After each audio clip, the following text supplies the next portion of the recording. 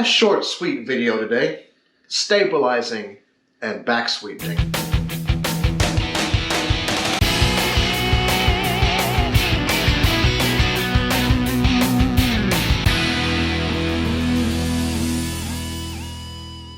So our coffee mead is done, but it finished a little bit dry. So now we have to backsweeten. Now, you can't just add more honey, otherwise it'll start fermenting again. First, you have to stabilize. Stabilize? Stabilize.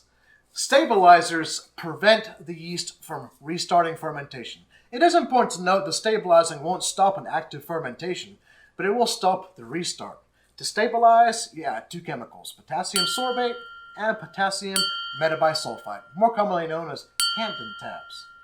Now, you could follow the package directions. Use a half a teaspoon per gallon and 1 Campden tablet per gallon, and you'll be fine. But that's just a little bit excessive.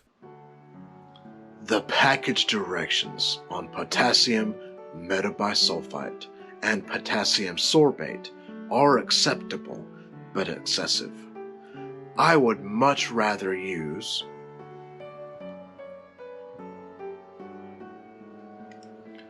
1.5 grams of potassium metabisulfite, or 3 Campden tablets for a 5-gallon batch, and 3 grams of potassium sorbate for a 5-gallon batch. So great. Let's add them. Now, first, you have to cold crash. Cold crash? Cold crash. Place this in the fridge, let it sit for a day or two, or a week. And what's that going to do? Cold crashing will make all the yeast suspended in the solution drop down to the bottom. So once you add your stabilizers, it's less yeast for them to work on. Cold crash it, rack it off, and then stabilize. Okay, so let's cold crash it. I already cold crashed it. Okay, so let's rack. I already racked it. Okay, so let's stabilize. I did that too. Don't you think you should have got this on camera? I should have. I was, what's the word I'm looking for? Zealous. I was overzealous. You're excited? I'm actually not much of a fan of backsweetening. I will do it when necessary, but if there's other options, backsweetening is always going to be my option B. Yeah, why is that? Oxidation. I have a bit of a fear of oxidation. Oxidation is definitely something you want to be cautious of. You don't really want to be afraid of oxidation, but you do want to be aware of it. And I feel that oxidation is more of a risk during backsweetening than any other part of the process. Why is that? Honey doesn't mix very well with water. In order to get honey and water to mix, you have to stir it either vigorously or for a long time.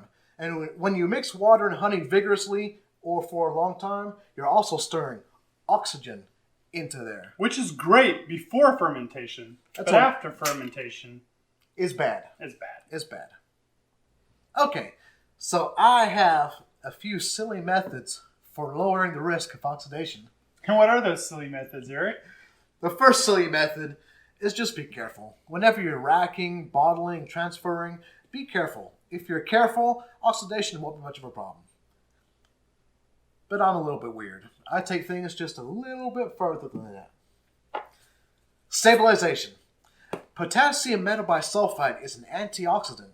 If you add a few of these Campden tabs to your mead, it'll scavenge all that free oxygen and lower your risk of oxidation. So what's the third way? You just had to ask, didn't you? Mm-hmm. I have here a handy-dandy piece to a growler. What's that do? And these little CO2 cartridges. Yeah, this thing I'll be doing that. vents CO2. Don't do it just yet. Let's go ahead and, you can leave that like that, set it down, and then when we're ready, we'll fill her up.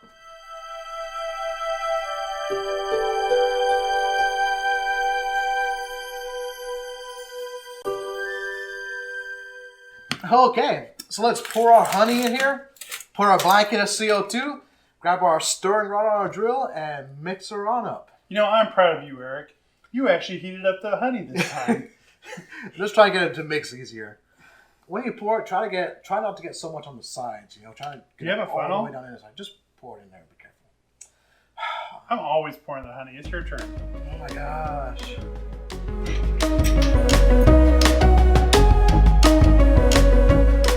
And there we go. Nice 2 pounds of honey. Let's see there.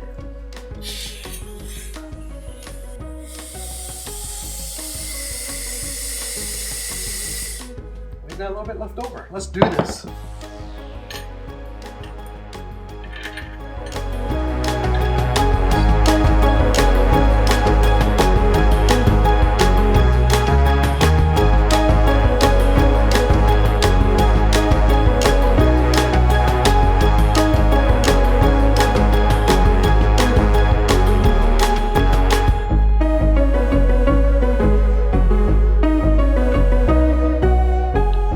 Sit for 2 weeks or a month just to make sure the fermentation won't restart.